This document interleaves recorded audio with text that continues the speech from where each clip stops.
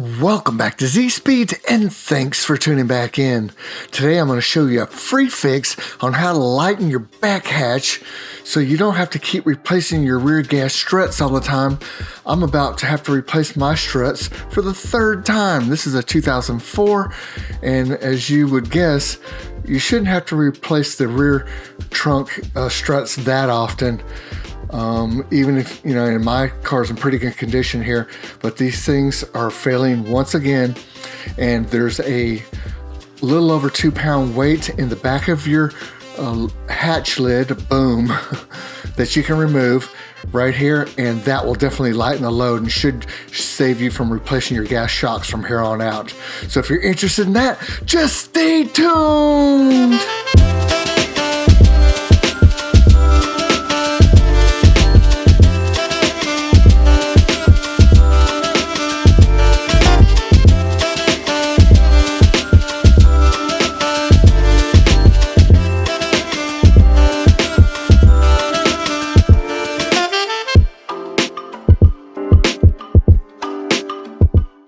Okay, if your gas shocks are already clapped out like mine are, you're going to have something to hold their rear trunk hatch open. I'm going to use a common broomstick, about the common size that most broomsticks come in. That's all you'll need here to keep this thing propped open while we're working on removing the plastic panel to access the little weight here. So I'm just going to prop it in here. I'm going to place it on the metal lid or metal part of the trunk lid hatch, because we have to access the plastic panel area, so you don't want to put it on that, but we're going to just remove this area right here, so we don't want the broomstick touching this part. Okay, we're going to start off with using my large assortment of plastic panel removal tools. There's quite a few in here, and you should be able to find one that will fit underneath this little plastic panel, and I'll leave a link below for Amazon if you're interested in picking some up. But luckily they've left one little spot on this plastic panel that's easy to get a plastic panel removal tool into, and I'm going to show you in a second. I was looking around at first, I didn't see it, but it's on the right hand side here. Right here, there's a little spot, you can barely make it out, that you can get your plastic panel removal tool in there, and then you can pry it down enough with that tool to get your hands in here.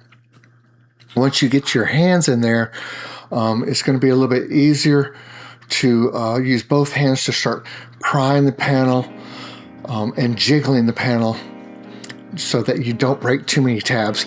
It's inevitable that you're going to probably break 1 or 2 tabs, just depending on how old your car is or how much sun bake you've got on your car. Those tabs get brittle over the years. But I found that if you just take both your hands and jiggle the plastic panel as you're pulling down, you're able to break these panels loose a lot better than just grabbing it and yanking it straight down. And when you yank it straight down real hard, you're most likely going to start snapping the plastic tabs that are holding this thing on. So try to be a little more gentle. You can see I'm just kind of working it and breaking it loose slightly around the edges, and then pulling down ever so slightly just to see what will break loose. Sometimes being more gentle is better than just manhandling the panel. And so I just kind of went along and jiggled it and kept looking around to make sure that I'm not going overboard with ripping on the panel. Luckily, this panel came off pretty easily compared to some of the other panels on the door. It just may take a while. Like I said, I just wouldn't rush it. You can see I finally broke it loose. There's basically a bunch of these little plastic tabs, and that one fell off. You can see I broke this tab right here, and I'm going to leave a link below for some of these tabs if I can find these. But here's your weight right here.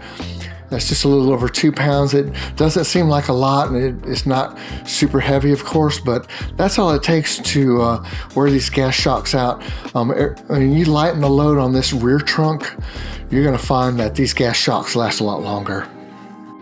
Okay, now that panel's gone, we can go ahead and easily remove this weight associated with this brace. 1, 2, 3, 4 10 mil bolts on both those. The whole thing comes off Boom, you've shaved off a little over 2 pounds worth of weight, which should increase the life of your gas shocks, and you shouldn't hopefully have to replace them again, or at least not for a long time.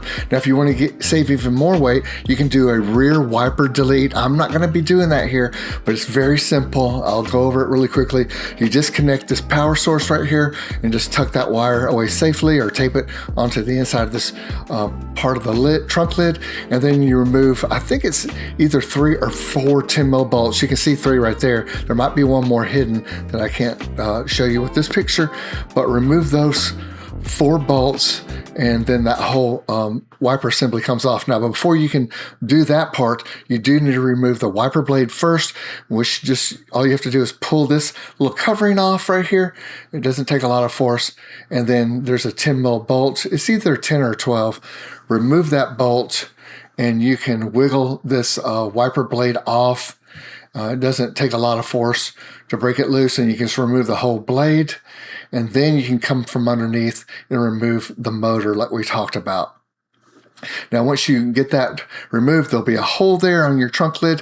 You'll need to use a rear wiper delete kit. Z1 Motorsport sells a very nice one here, as you can see, for 25 bucks. There's also some, I think, for like 10 or 12 bucks on Amazon. I'll link that below.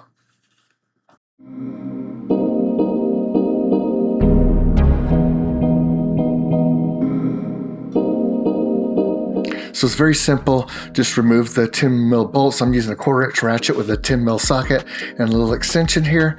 And now you've got yourself 4 10 mil bolts that you can use somewhere else on your 350Z. Let's face it, you know, there's never enough 10 mil bolts to go around on the 350Z because they're on every part of your car. So now you've got 4 more that you can use to replace missing ones. Like I said earlier, it's not super heavy, 2.1 pounds, I think, total, but enough to help those shocks and preserve some of the life of your shocks and give you extended life. So next up, we're going to look at the panel, and we're going to get ready to put it back on.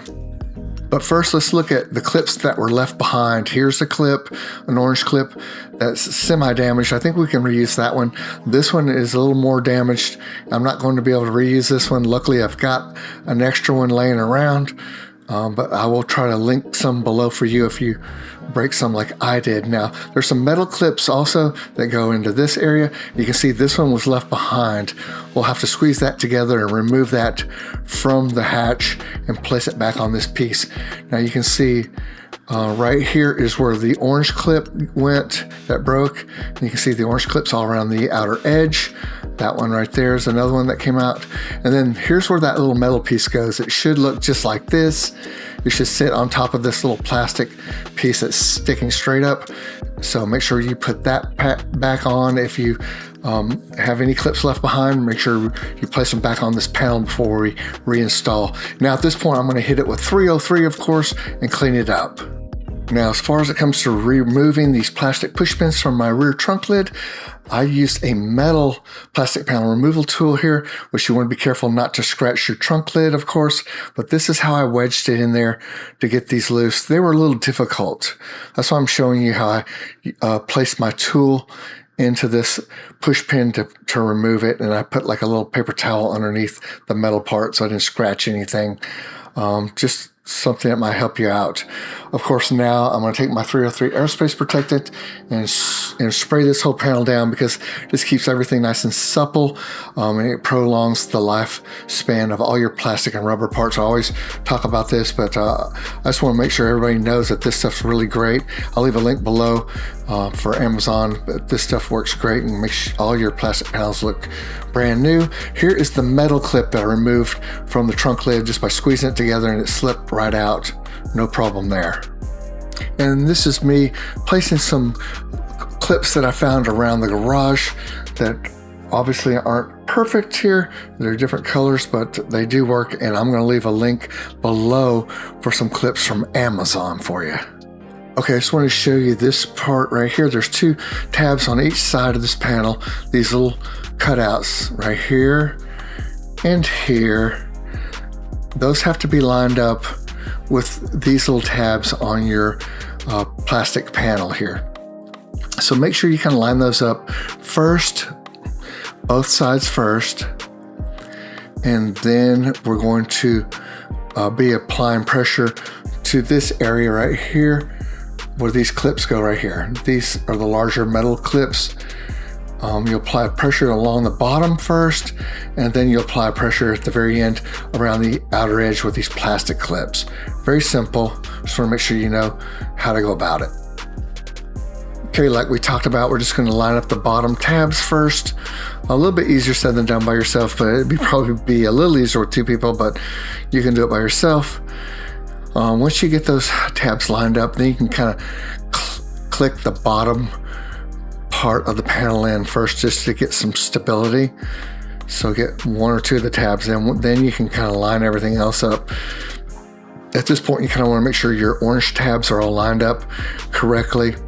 And the trunk latch, you want the end of your panel over the trunk latch. I don't have it done yet. You can see part of mine just came back out again, which happens. And I've got the bottom part done. Now you want to push up on this and get this over the trunk latch. Now we're ready to go ahead and knock the orange tabs in along the outer edge here. But everything looks good and it's snapping back in perfectly. So that's all it takes. Pretty simple. All done. What you should notice is that with new shocks, it's a little harder to push the trunk down and it won't just slam down like it used to, but that's okay. It's going to help prolong our shocks.